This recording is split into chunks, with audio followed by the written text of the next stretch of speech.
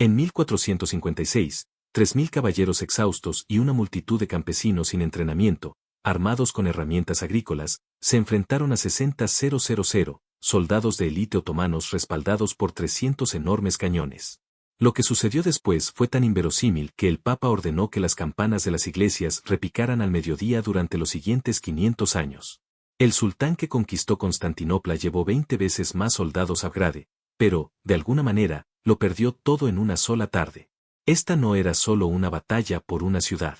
Si Belgrado caía, nada se interpondría entre el Imperio Otomano y el corazón de la Europa cristiana. Viena, Roma, París, todo estaría a su alcance.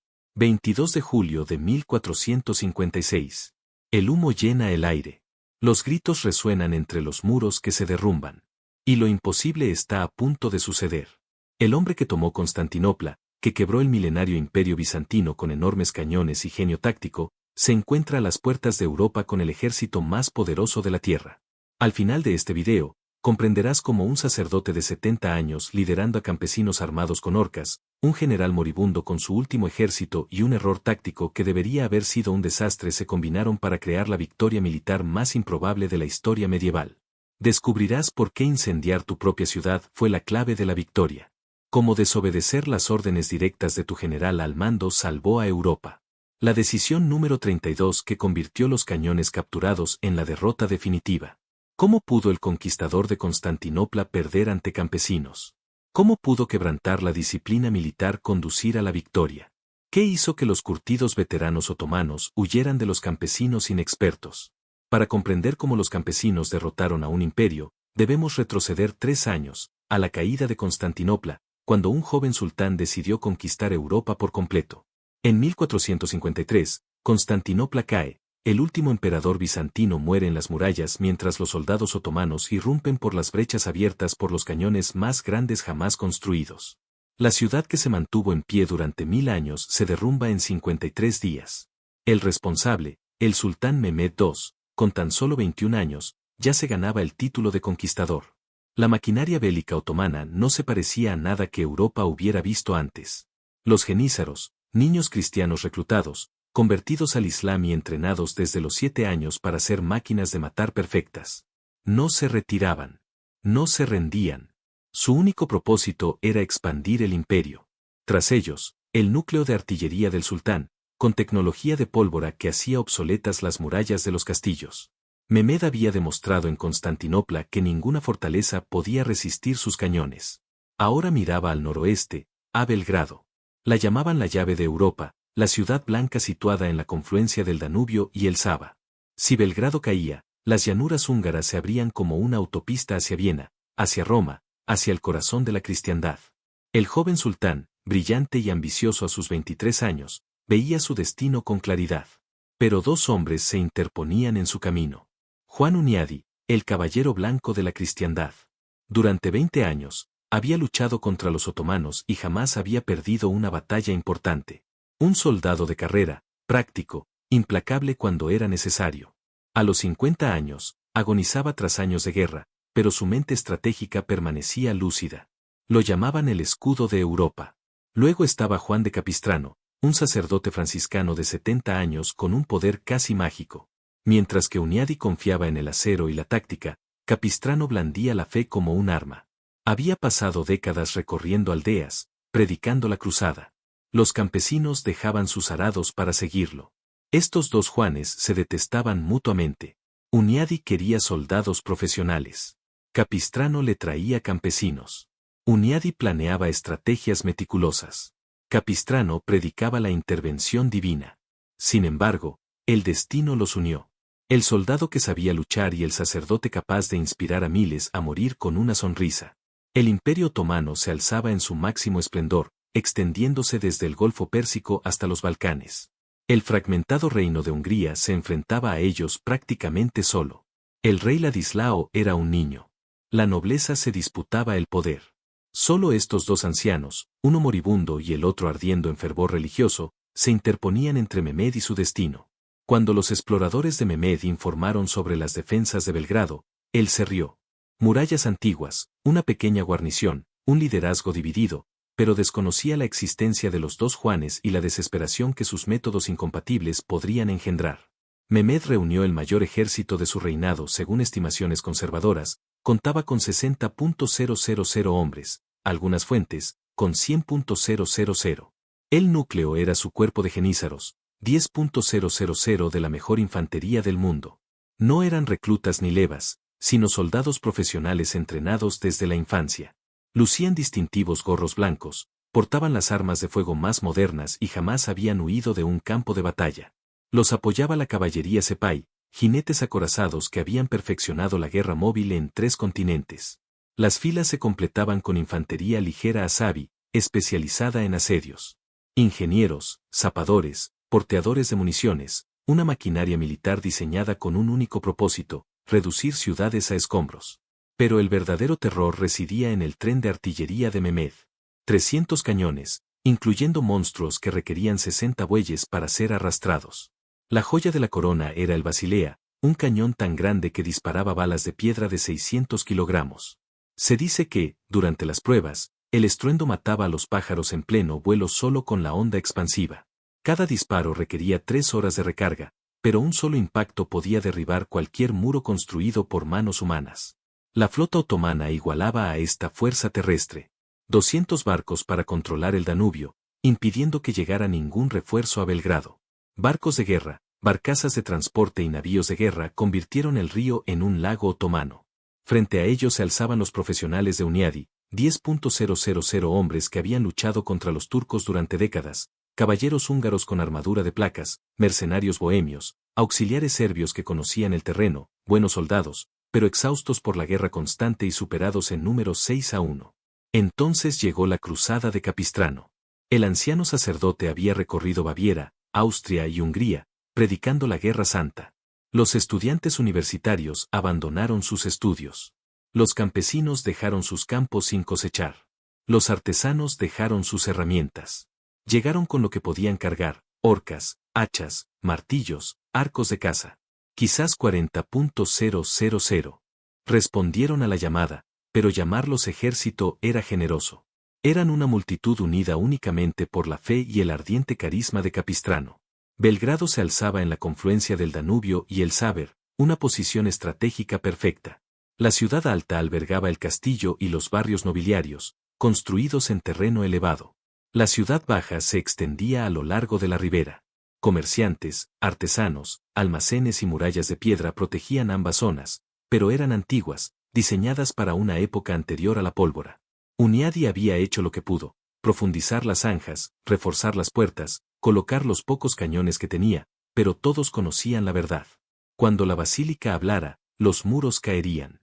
A principios de julio, aparecieron las tropas de vanguardia otomanas. Los ciudadanos huyeron con lo que pudieron cargar. Los sacerdotes celebraron las últimas misas. Los soldados afilaban sus espadas y se reconciliaban con Dios. En el campamento otomano, los ingenieros ensamblaban los grandes cañones mientras los jenízaros realizaban sus preparativos rituales, oración, bendición de las armas, preparación mental para el paraíso que aguardaba a los mártires. Mehmed envió su tradicional ultimátum, rendirse y vivir como súbditos o resistir y enfrentarse a la aniquilación. El mensajero regresó con una flecha húngara clavada en el hombro. La respuesta de Belgrado. El sultán asintió. Lo prefería así. Constantinopla le había enseñado que las ciudades tomadas por asalto ofrecían mayor gloria. Al amanecer del 4 de julio, la basílica disparó su primer cañonazo. La bala de piedra trazó una trayectoria lenta en el aire matutino antes de estrellarse contra la muralla exterior de Belgrado con la fuerza de un terremoto. El asedio había comenzado. Del 4 al 14 de julio fueron 10 días de infierno. La basílica disparaba cada 3 horas, y cada disparo hacía temblar Belgrado hasta sus cimientos. Los cañones más pequeños mantenían un bombardeo constante, balas de piedra, proyectiles explosivos primitivos, cualquier cosa para quebrar la moral de los defensores. Al tercer día, las murallas exteriores mostraban brechas. Al séptimo, secciones enteras se habían derrumbado en laderas de escombros. Dentro de Belgrado, Hunyadi organizó lo imposible. Mujeres y niños acarreaban piedras para tapar las brechas. Los herreros trabajaban sin descanso, forjando munición. Los sacerdotes se movían entre los defensores, administrando la extremaunción y la absolución. Las murallas de la ciudad alta aún se mantenían en pie, pero la ciudad baja se desmoronaba piedra a piedra. Cada amanecer revelaba nuevos daños. Torres agrietadas, puertas destrozadas, posiciones defensivas arrasadas. Los ingenieros otomanos trabajaban con precisión metódica. Lo habían aprendido en Constantinopla: concentrar el fuego en puntos clave, crear múltiples brechas para dividir a los defensores y emplear el impacto psicológico del bombardeo constante. Mehmed observaba desde su pabellón de seda, detectando las debilidades y planeando el asalto final. Sus genízaros esperaban con paciencia ensayada. Sabían que su momento llegaría. Pero Hunyadi había luchado contra los otomanos durante 20 años. Sabía que la verdadera fuerza de Mehmed no residía en el ejército, sino en la cadena de suministro. Esos 60.000 hombres necesitaban comida, agua y munición. Todo fluía por el Danubio en esos 200 barcos, cortando el río, y el asedio se estrangularía por sí solo. El 14 de julio, Hunyadi reveló su temeraria apuesta. Solo tenía 40 barcos, barcos de pesca, barcazas mercantes, cualquier cosa que flotara. Los había cargado con madera empapada en alquitrán, azufre y cualquier material inflamable. Su plan era suicida: navegar directamente hacia la flota otomana, prenderle fuego a todo y rezar. Los húngaros atacaron al amanecer. Los marineros otomanos despertaron en medio de una pesadilla, barcos en llamas que se abalanzaban sobre ellos, soldados húngaros saltando entre los barcos con antorchas y espadas. El combate naval en un río es el caos personificado. Sin margen de maniobra. La corriente empujaba los restos en llamas contra formaciones compactas. Un humo tan denso que amigos y enemigos se volvían indistinguibles. Durante 5 horas, el Danubio ardió. Incursores húngaros en pequeñas embarcaciones se movían entre los barcos otomanos, lanzando incendiarios y abordando donde podían. El almirante otomano intentó formar líneas de batalla, pero el río era demasiado estrecho, la corriente demasiado fuerte.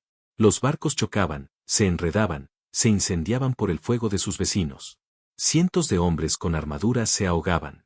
Nadar era imposible con el acero a la espalda. Lo que sucedió después desafió todos los principios de la guerra naval. 40 barcos no deberían derrotar a 200. Pero el fuego y la corriente no entienden de números. La flota otomana, orgullo del imperio, se convirtió en una masa ardiente a la deriva río abajo. Las barcazas de suministros explotaron cuando las llamas alcanzaron los depósitos de pólvora. El bloqueo se rompió. En su pabellón, Mim recibió los informes con creciente incredulidad: su asedio perfecto, su plan metódico, desechó por barcos pesqueros y un valor desesperado. Por primera vez desde Constantinopla, algo había salido mal. Su furia era terrible, pero la furia no reconstruiría su flota. El Danubio estaba abierto. Refuerzos llegaban a Belgrado, las reservas de Hunyadi, nuevos cruzados, provisiones para los defensores hambrientos. Pero Mint era conocido como el conquistador por algo. Los reveses eran lecciones, nada más. Aún contaba con una superioridad numérica abrumadora. Sus cañones habían destrozado las murallas de Belgrado, y sus genízaros permanecían invictos. La batalla naval fue una molestia. La verdadera prueba llegaría cuando los soldados se encontraran entre los escombros. El bombardeo se intensificó. Mint acercó sus cañones, asumiendo mayores riesgos para lograr impactos más devastadores. Para el 20 de julio, las murallas de la ciudad baja eran más huecos que piedras. Rampas de asalto de escombros conducían directamente a la ciudad. Ambos bandos sabían que la tormenta final estaba a solo unas horas. En Belgrado, Hunyadi y Capistrano celebraron su último consejo. El soldado abogaba por una defensa organizada, caballeros en los puntos de ruptura, contraataques coordinados. El sacerdote quería lanzar a sus cruzados en una carga masiva. Solo coincidieron en una cosa: Belgrado no caería sin un derramamiento de sangre apocalíptico. Al amanecer del 21 de julio, los tambores otomanos comenzaron su ritmo fúnebre. Mehmed izó su estandarte personal, la señal que sus hombres habían esperado. Pero el sultán había aprendido de Constantinopla. Esta vez contaba con una estrategia maestra que volvería la geografía de Belgrado en su contra. El atardecer del 21 de julio tiñó las ruinas de Belgrado de un rojo sangre. Al caer la noche, el ritmo de los tambores otomanos cambió de un golpe constante a un trueno frenético. Los genízaros se movían como fantasmas por su campamento. Sus gorros blancos se vislumbraban fugazmente a la luz de las antorchas antes de desvanecerse en la oscuridad. El plan maestro de Mehmed era elegante: atacar de noche, cuando el fuego defensivo era menos efectivo, irrumpir a través de múltiples brechas simultáneamente, abrumar a los exhaustos defensores antes de que pudieran reaccionar. Llegó la señal. El estandarte personal de Mehmed se alzó en lo alto, iluminado por antorchas para que todos lo vieran. 10.000 genízaros avanzaron en disciplinado silencio. Sin gritos de guerra, solo el suave trueno de sus botas sobre los escombros. Llegaron a las brechas y comenzaron a escalar. Pero aquí fue donde Mimd cometió su error fatal. Uniati lo había previsto todo. El viejo general conocía los ataques nocturnos gracias a décadas de guerra fronteriza. Cada brecha era una trampa. Mientras los genízaros ascendían por las laderas de escombros, los defensores ocultos provocaban aludes de piedras. La madera empapada de aceite, invisible en la oscuridad, ardía bajo los pies del atacante. Los ballesteros húngaros, apostados en los tramos de muralla que aún se mantenían en pie, disparaban contra las masas compactas que se extendían abajo. La noche se convirtió en un caos. Los genízaros avanzaron. No sabían cómo retirarse. Los caballeros húngaros los interceptaron en las brechas, y la mejor infantería de la época se enfrentó a la mejor caballería pesada de Europa en espacios tan reducidos que la habilidad importaba menos que la pura determinación asesina. El acero resonaba contra el acero. Los hombres luchaban a ciegas entre el humo y la oscuridad, apuñalando sombras, muriendo sobre escombros que se movían con cada paso. La sobrecarga sensorial era total. Gritos en una docena de idiomas, humo de pólvora tan denso que quemaba los pulmones, el sabor metálico de la sangre en el aire. Aún así, los genízaros seguían avanzando, trepando sobre sus propios muertos, haciendo retroceder lentamente a los defensores gracias a su superioridad numérica y su disciplina inhumana. A medianoche, la superioridad numérica otomana comenzó a hacerse notar. Una brecha cerca de la puerta del río finalmente cedió. Los genízaros irrumpieron como agua que rompe una presa. Estaban en la ciudad baja y nada podía detenerlos ahora. Calle por calle, casa por casa, avanzaron con precisión metódica. Los defensores húngaros retrocedieron, intentando formar nuevas líneas, pero sucumbieron ante la marea. La ciudad baja caía. Uniadi, observando desde el castillo alto, tomó una decisión que resonaría en la historia militar. Si no podía mantener la ciudad baja, la convertiría en un basurero. Quemarlo todo. La orden se extendió como las llamas que la siguieron. Los soldados húngaros arrojaron antorchas a los edificios, aceite a las calles. Lo que los otomanos creían que era la victoria se convirtió en una trampa. Lo que sucedió después quebrantó todas las reglas de la guerra de asedio. La ciudad baja se convirtió en un infierno. Los genízaros, que habían luchado con tanto ahínco para entrar, se encontraron atrapados entre las llamas que avanzaban y los defensores que conocían cada callejón. Los refuerzos otomanos no pudieron avanzar. Su propio éxito había creado un cuello de botella de fuego y muerte. El avance disciplinado se convirtió en una lucha desesperada por la supervivencia. Interrupción del patrón. No se quema la propia ciudad. Pero Uniadi había aprendido algo de batallas anteriores. Las tácticas otomanas requerían espacio para maniobrar. Líneas despejadas para los refuerzos. Convertir el campo de batalla en un infierno. Y de repente, campesinos con orcas podían enfrentarse a la infantería de élite en igualdad de condiciones. Los genízaros se encontraron luchando no solo contra los húngaros, sino contra la propia ciudad. Muros de llamas los conducían a un campo de batalla. Un humo tan denso que sus armas de fuego se convirtieron en inútiles garrotes. El amanecer del 22 de julio reveló la ciudad baja como una ruina humeante. Genízaros y defensores exhaustos tras la lucha nocturna. Pero Mimd se había preparado para esto. A través de las líneas otomanas, enormes estructuras comenzaron a moverse, torres de asedio, cada una de 15 metros de altura, repletas de tropas frescas. Estas fortalezas de madera sobre ruedas habían tardado semanas en construirse. Cada una albergaba a 500 hombres, protegidos por gruesas vigas y pieles mojadas contra las flechas incendiarias. La tierra tembló bajo su peso mientras equipos de bueyes y hombres las arrastraban hacia las murallas de Belgrado. Desde lo alto, los arqueros otomanos podían disparar hacia la ciudad. Al llegar a las murallas, los puentes se desplomaban y tropas frescas irrumpían directamente sobre las almenas. Era Constantinopla otra vez. Una fuerza abrumadora aplicada con precisión mecánica. Pero entonces llegó el momento que haría que los generales estudiaran esta batalla durante siglos. Uniadi había guardado sus pocos y valiosos cañones precisamente para este momento. Cuando las torres de asedio entraron en el alcance, los artilleros húngaros abrieron fuego con todo lo que tenían. Las torres, diseñadas para resistir flechas y armas ligeras, se toparon con el fuego concentrado de los cañones. La primera torre recibió un impacto directo en su base. La enorme estructura se balanceó, se inclinó y se derrumbó a cámara lenta. 500 hombres gritaron mientras toneladas de madera se convertían en su tumba. La segunda torre se incendió a pesar de sus pieles mojadas. Los artilleros húngaros usaban munición caliente. Los hombres saltaban desde 15 metros en lugar de quemarse, creando aún más caos al aterrizar entre la infantería que avanzaba. Entonces apareció el mismísimo Mehmed, al frente de su guardia personal hacia la mayor brecha. El sultán en la brecha, su sola presencia electrizó al ejército otomano. Si su joven señor arriesgaba la vida, ¿cómo iban a quedarse atrás? El ataque se intensificó con renovada furia. Aquí es donde la física debería haber prevalecido. La aparición de Mehmed reunió a 20.000 soldados frescos. La línea húngara se dobló, se resquebrajó, comenzó a desmoronarse. Los caballeros de Hunyadi estaban exhaustos, superados en número sin esperanza alguna. En minutos, quizá menos, Belgrado caería. Entonces sucedió lo imposible. Los cruzados de Capistrano, 40.000 campesinos que habían permanecido en reserva, con la orden de esperar, de repente se lanzaron al ataque. Contra todas las órdenes, contra la lógica militar, contra la cordura misma. El sacerdote de 70 años los guiaba, con el crucifijo en alto, su voz débil resonando por encima del fragor de la batalla. El Señor lucha con nosotros. La primera reacción de Hunyadi fue de horror. Campesinos sin entrenamiento cargando contra la infantería de élite era un suicidio. Pero al ver a los campesinos con orcas arremeter contra las líneas de jenízaros, presenció algo imposible. Los otomanos vacilaron. No se trataba de soldados que lucharan siguiendo reglas que comprendieran. Eran locos que cantaban himnos mientras morían, que cargaban cañones con herramientas agrícolas, que no mostraban miedo porque el paraíso los aguardaba.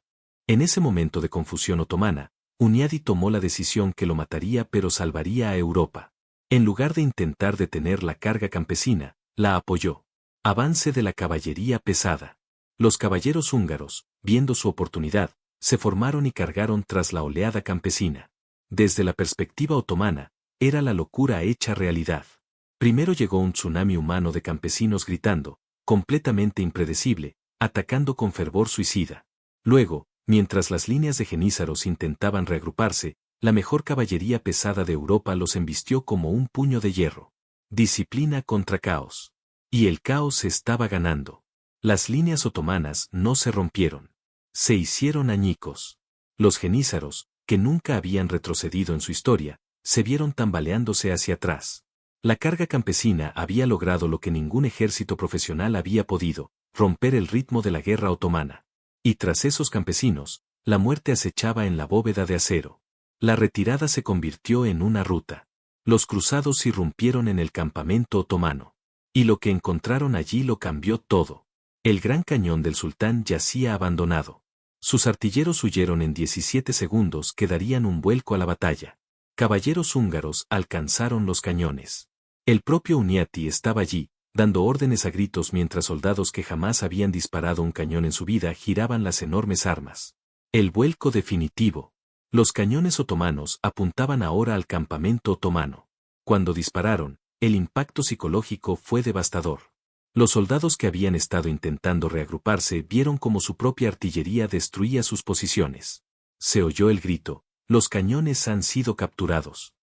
En la doctrina militar otomana, perder la artillería significaba la derrota total. Entonces llegó el momento que acabó con la invencibilidad otomana. Mehmed, aún luchando en la brecha, recibió una flecha en el muslo.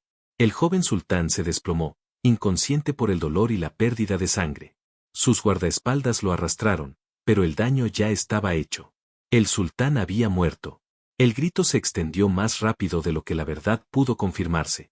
El pánico se apoderó de un ejército que jamás había conocido la derrota. 60.000 soldados huyeron de los campesinos. Jenízaros de élite corrían junto a los seguidores del campamento. La mayor maquinaria militar del mundo se disolvió en una turba que solo buscaba escapar. En los vados, miles se ahogaron mientras el pánico convertía la retirada en catástrofe. El poder otomano murió esa tarde, aplastado entre la fe y la locura sobre las ensangrentadas murallas de Belgrado. Los guardaespaldas del sultán cargaron el cuerpo inconsciente de Mehmed a través del caos. Los soldados otomanos, al ver a su señor aparentemente muerto, lo abandonaron todo, armas, provisiones, camaradas heridos. La retirada se convirtió en una estampida hacia los barcos que quedaron tras el ataque de Hunyadi en el río. Hombres que habían conquistado desde Bagdad hasta Atenas se pisoteaban unos a otros para escapar de los campesinos húngaros. La matanza que siguió fue apocalíptica. Los cruzados, enloquecidos por la victoria, persiguieron a los otomanos en fuga hasta el río. Los soldados profesionales, que podrían haber mostrado clemencia, fueron arrastrados por la furia campesina. El Danubio se tiñó de rojo, no por exageración poética, sino por la cruda realidad, mientras miles morían en sus orillas. Los cuerpos obstruían el vado de tal manera que oleadas posteriores de fugitivos lo cruzaron sobre los cadáveres de sus camaradas. Al amanecer del 23 de julio, el campamento otomano permanecía vacío, salvo por los muertos. La riqueza abandonada allí era incalculable: pabellones de seda, vajillas de oro, la biblioteca personal del sultán, cofres y más cofres de monedas destinadas a pagar al ejército. El gran cañón de la basílica, orgullo de la ingeniería otomana, yacía silencioso entre la munición dispersa. En una sola tarde, los defensores de Belgrado habían obtenido suficiente botín como para reconstruir su ciudad en ruinas 2 veces. Las estadísticas dan cuenta de la magnitud de la catástrofe: 24.000 otomanos muertos frente a 3.000 defensores caídos. El cuerpo de Genízaros dejó de existir como fuerza de combate. Murieron más soldados otomanos huyendo de Belgrado que los que cayeron tomando Constantinopla. Los historiadores militares aún se esfuerzan por explicar cómo veteranos disciplinados huyeron de campesinos sin entrenamiento, cómo el mayor ejército del Imperio Otomano se disolvió en cuestión de horas. Cuando Mimd despertó en una barca mientras huía río abajo, sus primeras palabras se convirtieron en leyenda otomana: he perdido mi honor en Belgrado. El joven conquistador que había doblegado Bizancio lloró, no por su herida, sino por la vergüenza. En un solo día, pasó de ser el elegido del destino al bufón de la historia. Derrotado por campesinos y un sacerdote de 70 años. Pero la muerte no había terminado con Belgrado. Mientras los cruzados victoriosos cantaban himnos entre las ruinas, la enfermedad se propagaba por la ciudad atestada. Tantos cadáveres bajo el calor del verano, tantos heridos sin la atención adecuada. La peste era inevitable. Los soldados que habían sobrevivido al acero otomano comenzaron a morir de fiebre. Hunyadi fue el primero en enfermar. El gran general que había defendido la frontera durante 20 años sabía que su tiempo se acababa. El 11 de agosto, apenas 3 semanas después de su mayor victoria, Juan Hunyadi falleció. Su último encuentro con Capistrano propició la reconciliación de 2 enemigos. Tú trajiste el espíritu, susurró Hunyadi. Yo solo lo dirigí. El sacerdote le dio la extremaunción al soldado que había salvado a la cristiandad. Capistrano siguió a su rival el 23 de octubre. El apasionado líder que había congregado a 40.000 personas con sus palabras murió predicando, llamando a la cruzada. Desde su lecho de muerte, bendijo el campo de batalla donde había florecido una victoria imposible. 2 ancianos que solo habían encontrado la unidad en la desesperación se habían ido, pero su victoria resonaría a través de los siglos. Las consecuencias inmediatas fueron el caos. Hungría no tenía un líder de la talla de Hunyadi. El ejército campesino se dispersó a sus granjas. Sin embargo, Mimd, abatido por la derrota, jamás regresó a Abgrade. La expansión otomana en Europa, aparentemente imparable tras Constantinopla, se detuvo en seco. Lo que 2 hombres moribundos habían conseguido con sus vidas fue tiempo. 70 años antes de que los otomanos volvieran a amenazar seriamente Europa Central, Belgrado resistió. Europa se salvó, pero el verdadero legado de aquel día imposible resonaría durante siglos. Las campanas del mediodía comenzaron a repicar de inmediato. El Papa Sixto III, al recibir la noticia de la salvación de Belgrado, ordenó que todas las iglesias de la cristiandad repicaran sus campanas al mediodía. Que todos los cristianos recuerden el milagro de Belgrado, declaró. 500 años después, esas campanas siguen repicando. La mayoría de quienes las oyen desconocen que conmemoran el día en que unos campesinos derrotaron a un imperio, pero la tradición perdura, la celebración de la victoria más antigua de la humanidad. Belgrado marcó el punto álgido de la expansión otomana en Europa. Mehmed conquistaría otros lugares, Bosnia, partes de Grecia, pero nunca con la misma seguridad. El aura de invencibilidad otomana se extinguió entre las llamas de julio. Los teóricos militares europeos estudiaron Belgrado con ahínco, extrayendo lecciones que moldearían la guerra durante siglos. tácticas de armas combinadas, guerra psicológica, el poder de un terreno defensivo bien utilizado. ¿Pero qué habría pasado si Belgrado hubiera caído? Las especulaciones históricas apuntan a una catástrofe. Tras la toma de Belgrado, nada sustancial se interponía entre los ejércitos otomanos y Viena, corazón del Sacro Imperio Romano Germánico. Desde Viena, las llanuras alemanas se extendían ante ellos. Francia, sumida en sus propias guerras, no habría podido detener el avance otomano. La propia Roma podría haber caído. El Renacimiento, en sus albores, se habría enfrentado a la conquista islámica en su nacimiento. El desarrollo europeo, desde la ciencia hasta el arte y la exploración, podría haber tomado rumbos radicalmente distintos. Las lecciones militares perduran. Belgrado demostró que la superioridad tecnológica, esos 300 cañones, no significan nada sin flexibilidad táctica. Demostró que profesionales disciplinados podían ser derrotados por irregulares motivados en las circunstancias adecuadas. Y, lo que es más importante, demostró que cuando la sabiduría militar convencional da por segura la derrota, el coraje y la desesperación humanos pueden cambiar las reglas. Los militares modernos aún enseñan Belgrado como la clásica victoria inesperada. Cuando los desfavorecidos necesitan inspiración, recuerdan a un general moribundo y a un anciano sacerdote con campesinos que derrotaron al ejército más poderoso de la historia. David contra Goliat no fue solo una historia bíblica. Sucedió en la confluencia del Danubio y el Sáber. Escrita con sangre, fuego y un coraje imposible. El factor humano trasciende el análisis militar. Cuando la gente común, estudiantes, campesinos, artesanos, deciden enfrentarse a asesinos profesionales, lo extraordinario se vuelve posible. Belgrado nos recuerda que los grandes momentos de la historia a menudo no provienen de reyes y generales, sino de gente común que elige actuar cuando la acción parece una locura. Quizás por eso las campanas siguen repicando. No solo por la victoria militar, sino por el potencial humano. Por la idea de que cuando toda la razón dicta rendición, algo irracional en el espíritu humano impulsa a la lucha. Que los campesinos con horcas pueden cargar contra los cañones. Que la fe y la furia pueden superar la superioridad numérica y arrebatar. Así que mañana al mediodía, estés donde estés, quizás oigas repicar las campanas de la iglesia. Ahora sabes que repican por Belgrado. Por dos ancianos que no se ponían de acuerdo en nada, excepto en que Europa no debía caer. Por los campesinos que cargaron cuando los caballeros vacilaron. Por el día en que lo imposible se hizo inevitable. Repican para recordarnos que a veces la historia gira en torno a momentos de hermosa locura.